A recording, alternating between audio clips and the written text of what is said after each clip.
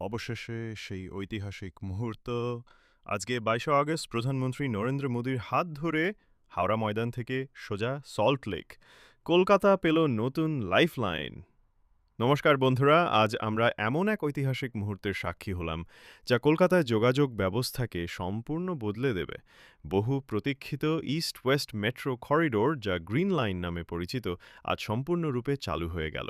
এতদিন হাওড়া ময়দান থেকে এসপ্ল্যানেড এবং শিয়ালদা থেকে সল্ট লেক সেক্টর 5 পর্যন্ত মেট্রো চলত, কিন্তু আজ থেকে সেই বিচ্ছিন্ন যাত্রা শেষ।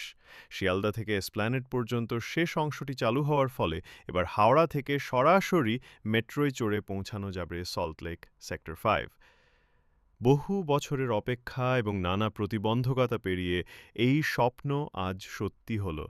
এই মেট্রো লাইনটি শুধুমাত্র একটি নতুন রুট নয়, এটি হাওড়া ও শিয়ালদহের মতো দুটি ব্যস্ততম রেলওয়ে স্টেশনকে সরাসরি যুক্ত করেছে।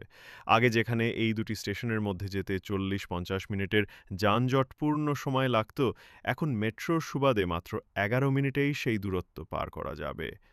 ভাবা যায়। আর সবচেয়ে বড় চমক, এটি ভারতের প্রথম নদীর তলদেশ দিয়ে যাওয়া মেট্রো।